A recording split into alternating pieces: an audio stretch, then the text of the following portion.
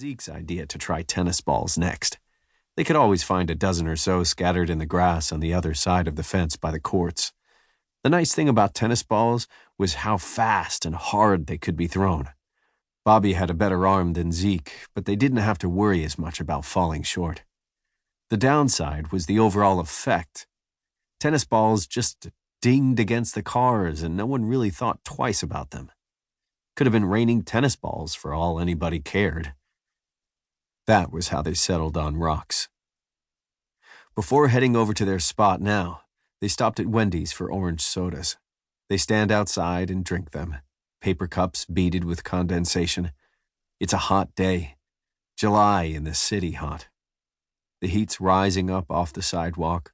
Bobby can smell himself. Sweat in the neighborhood.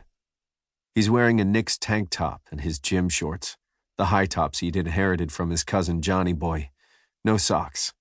A Mets cap turned backward on his head. Zeke has no shirt on. Jams. His expensive new Air Jordans. With a rock, Bobby says, we could really bust a windshield. That'd be sweet, Zeke says. We gotta be ready to bolt, though. This ain't ketchup. Word. I tell you what I told Carissa? What? That I was gonna throw a rock up at her window one night, break the glass, climb up the drain pipe, and come into her room. What'd she say? She said, you try that, and my dad'll chop you to pieces in the garage. Chop you up? Oh, shit.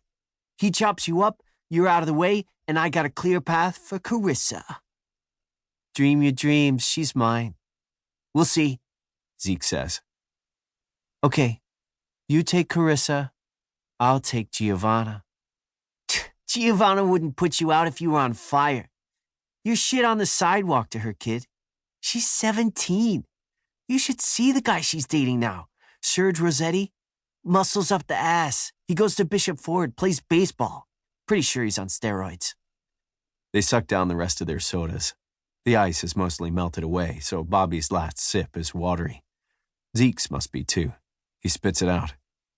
They drop their cups to the sidewalk. An old lady who has just come out of Wendy's curses them. They charge across Belt Parkway, dodging cars, and then walk past the tennis courts, hunting in the brown grass for good rocks. Bobby finds one. He's only been to a lake once with Johnny Boy in Jersey, but it's the kind of rock that's good for skipping. Flat and sharp. Fits right in his palm, kind of pinkish. Zeke collects a couple of smaller ones, glorified pebbles. Then Bobby finds an almost perfect rock, shaped like a ball, smooth and heavy, but not too heavy to throw. Zeke laughs. What a score. He finds a few others that'll work, including a rock that's not a rock at all, but a broken hunk of brick. Zeke throws first and misses. He was aiming for a church van, but the rock sailed over the roof, skittering up against the orange cone propped in front of the divider between the parkway and the off-ramp. Bobby tries and wings the first rock he found against the passenger door of a rusty red Chevy Lumina. It lands with a thud. The driver slams on the brakes and leans on his horn. They can't see him.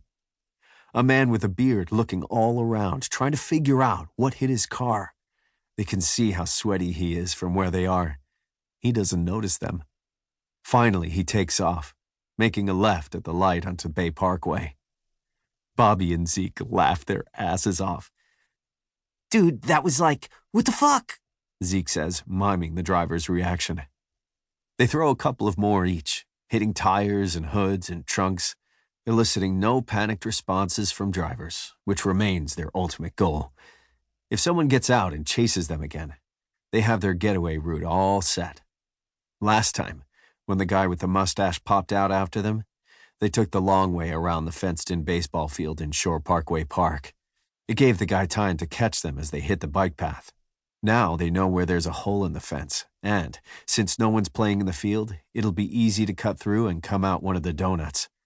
A shortcut that will make for a smooth escape up the bike path. Right around 17th Avenue, Bobby knows a pedestrian bridge crosses the belt and goes to Bath Beach Park.